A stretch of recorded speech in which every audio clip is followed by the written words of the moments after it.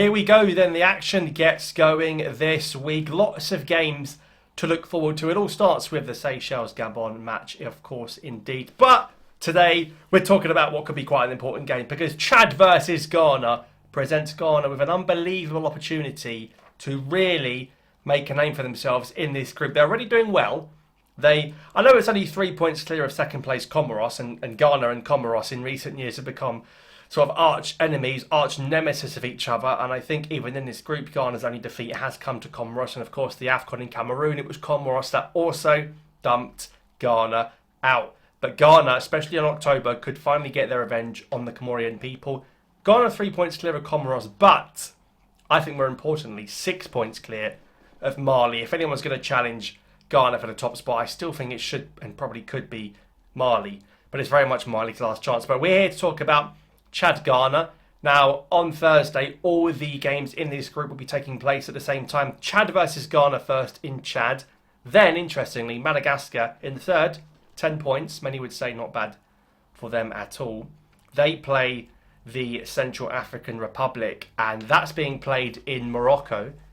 Ghana are going to Chad, Madagascar playing in Morocco, and Mali versus Comoros, a huge game in this group. When you look at the table, it really is Mali's last chance. Mali against Comoros is also being played in Morocco. So the only team actually playing in their home country in match day 7 in Group I is Chad. Who would have thought that? But yeah, after 6 games, Ghana are no less than 15 points ahead of Chad. Chad are out. They're pointless. Not the game show with Richard Osman. They have got no points in this group. They've got nothing to play for. Now, I've seen the Chad squad.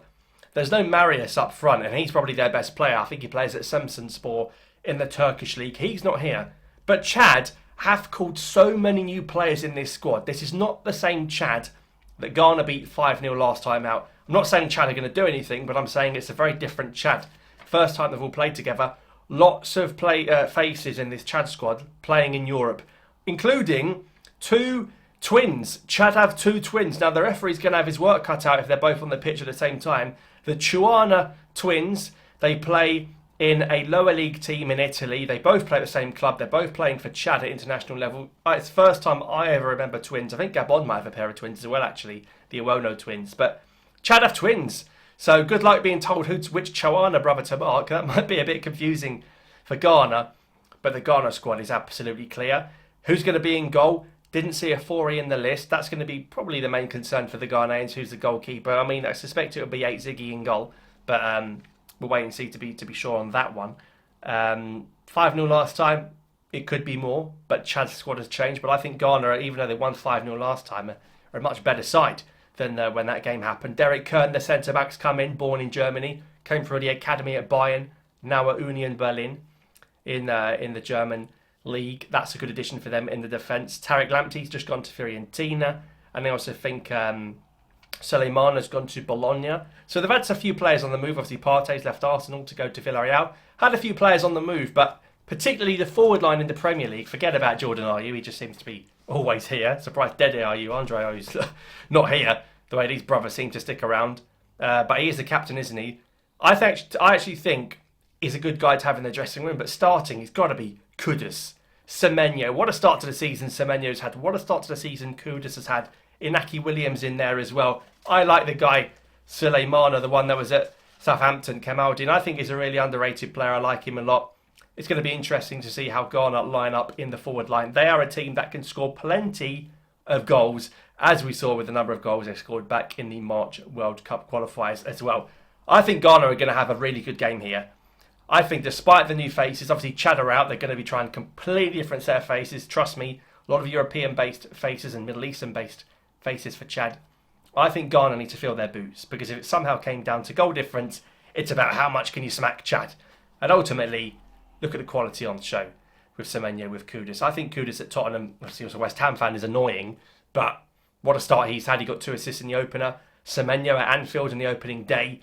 Bounced back from racial abuse to score 2 goals at Anfield, and he got an assist in the game after that. And the way Semenyo's been playing, if you watch some of the highlights at Bournemouth, he should have had more than 2 goals, if we're being totally honest. I genuinely could see the floodgates opening. I think Ghana could score 6, 7, 8 goals at Chad. and I'm not exaggerating, and the players are fit. They've come off the back of the pre-season. A lot of them, especially in the forward line, are playing in the Premier League. They're going to be as fit as a fiddle. So I think Ghana are going to win 7-0. I could genuinely see them beating Chad 7-0. The confidence there, you look at the camp, you look at the training photos. I think they left Accra today to go to N'Djamena in Chad for the game Thursday early afternoon. I mean, yes, maybe the heat could be an issue, but no. That's even that can't stop the quality of Ghana. And after the AFCON disaster, where there's no Ghana at AFCON for the first time since 2004, it was imperative they made it to the World Cup. I know they made it last time, but that was very fortunate in the Nigeria Jollof Derby, where there was 2 draws and the away goals rule, which doesn't even exist in UEFA anymore, that away goals rule. I think now this is going to be a fully deserving qualification for Ghana. They should make it. So they're going to smack Chad, and of course they've got the massive game against Mali. That's going to be obviously a tougher test, but they'll be keeping an eye. They'll be beating Chad and they'll be going, okay, Mali against Comoros, they're going to want to draw there. I'm pretty sure the Ghanaians are going to want to draw there. So let's see how it pans out. I think that Ghana are going to win by 7. That's no disrespect to Chad. I think that's a compliment to the quality of Ghana, particularly in the forward line.